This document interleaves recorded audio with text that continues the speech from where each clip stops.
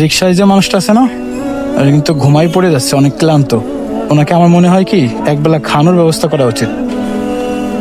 এটা আসলে পুরুষ মানুষ। ভাই আসসালামু আলাইকুম, কোনো সমস্যা ভাই? যেভাবে পড়ে আছেন, এটা কি পায়ের রিক্সা ভাইয়া? পায়ের রিক্সা বলে একটু পরিশ্রম বেশি হয়ে গেছে। তো আপনার পরিবারে কে কে আছে? 4 জন আছে। আচ্ছা, আমি আপনাকে, যদি আপনি ছোট ভাই হিসেবে মনে করেন, দুপুরে খাবার খাওয়াই একটু। দুপুরে কি খাইছেন?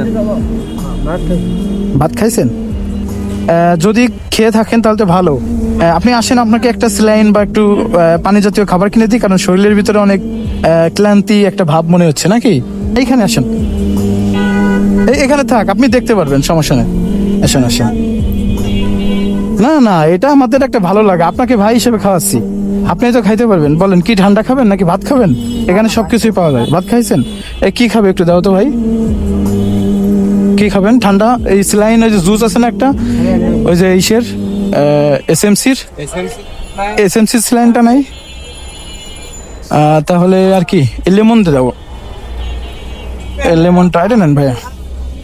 আর কি খাবেন? আর একটা সাদা পানি রাখেন। আপনি এটা খাইলে দেখবেন যে অনেকটাই মানে এনার্জি পাবেন। স্যালাইন আছে? হ্যাঁ, একটা স্যালাইন দাও। ওর স্যালাইন, হ্যাঁ হ্যাঁ, থ্যাংক ইউ ভাইয়া। এই স্যালাইনটা একটু বেশি বেশি করে রাখবেন আপনারা। এটাকে আমি একটু ছিঁড়ে দিচ্ছি, আপনি এখনই এনার্জি পেয়ে যাবেন, বুঝছেন?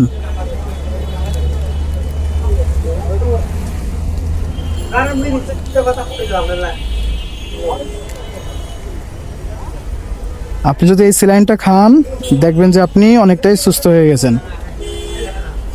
ভাইয়ের দেশের বাড়ি কোথায়? পঞ্চগড়। ওইখানে মানুষ তো অনেক পরিশ্রমিক হয় নাকি? আপনি হয়তো বা এরকম পরিশ্রম করতেছেন, কিন্তু অটো কেন আপনি চালাচ্ছেন না, যেটা হচ্ছে চার্জার চালিত? পুলিশে ধরে? আচ্ছা ঠিক আছে ভাই, এটা খান। আপনাকে আমরা আর কোনোভাবে কি সেবা দিতে পারি কিনা? ভাত খাইছেন?